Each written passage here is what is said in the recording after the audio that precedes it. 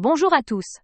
Et si je vous disais qu'en seulement 100 jours, Donald Trump a bouleversé les règles du commerce mondial, redonné vie à l'industrie américaine et mis la Chine sur la défensive, tarifs douaniers spectaculaires, compétition féroce pour les ressources stratégiques, relocalisation massive de la production, et un plan anticorruption dirigé par Elon Musk. Non, ce n'est pas un film de science-fiction. C'est l'Amérique de 2025. Restez jusqu'à la fin, parce que ce que vous allez apprendre pourrait bien changer votre vision de l'économie mondiale. Welcome in the office. Tout commence avec un coup de tonnerre le 2 avril 2025. Donald Trump annonce le Liberation Day Tariff. En invoquant le International Emergency Economic Powers Act, il impose un tarif douanier universel de 10% sur tous les pays commerçants avec les États-Unis. Mais ce n'est pas tout. 57 pays accusant un déficit commercial significatif avec les USA sont visés par des tarifs réciproques encore plus élevés, allant jusqu'à 49%. Cette mesure ne vise pas uniquement à générer des recettes fiscales. Même si on parle d'environ 1000 milliards de dollars sur 10 ans, elle a pour but de forcer les partenaires commerciaux à renégocier des accords plus équitables, tout en incitant les entreprises à rapatrier leurs chaînes de production aux États-Unis. Certaines industries stratégiques sont épargnées par ces nouveaux droits de douane. Acier, aluminium, semi-conducteurs, pièces automobiles, produits pharmaceutiques et énergie. Elles bénéficient déjà de protection via la section 232 du Trade Expansion Act. Mais le plus frappant, c'est la philosophie derrière cette stratégie. Trump ne veut pas seulement réduire les déficits. Il veut remodeler la géopolitique du commerce. Les petits pays exportateurs n'osent pas affronter la plus grande puissance consommatrice du monde. Alors ils cèdent. Prenons le cas du Vietnam. Dès le 15 avril, son ministère du Commerce renforce le contrôle des produits portant l'étiquette Made in Vietnam. Pourquoi ? Parce que les USA soupçonnent la Chine de faire transiter ses produits par le Vietnam pour échapper aux tarifs américains. La même pression s'exerce sur le Cambodge. Avec 25% de son PIB dépendant de l'export, et notamment du textile, il risque gros. Les États-Unis prévoient un tarif réciproque de 49% si Phnom Penh ne réagit pas. Résultat, fiscalité allégée, nouvelles procédures d'inspection et négociations express pour éviter le pire.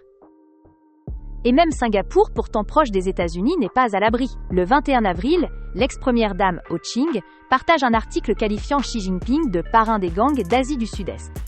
Un geste fort, car même Singapour est accusé de servir de plaque tournante pour des puces Nvidia interdites à destination de la Chine. Dans cette lutte, Trump veut aussi contrôler les ressources critiques, comme le cuivre et les terres rares. Selon le Financial Times, les acheteurs américains se ruent sur le cuivre, vidant les stocks chinois. Selon Mercuria, les réserves de la Chine pourraient atteindre 0 d'ici la mi-juin. Et pendant que la Chine peine à suivre, les stocks américains flambent, atteignant des niveaux records. Une première historique. Les USA sont passés à l'offensive, directement en compétition avec la Chine sur le terrain des matières premières. Mais toute cette stratégie ne tiendrait pas sans un plan de relance industrielle massif. Et Trump sort l'artillerie lourde, déduction fiscale immédiate pour les nouvelles usines, taux d'imposition à 15% pour les industriels, réforme de la NEPA pour accélérer les approbations de projets, avec l'aide de l'intelligence artificielle. Conséquence, en 3 mois seulement, plus de 5 000 milliards de dollars d'intentions d'investissement, notamment dans l'automobile, l'électronique, l'acier. Et sur le terrain, ça se voit. 345 000 emplois créés, dont 9 000 rien que dans le manufacturier, un secteur que beaucoup croyaient perdu.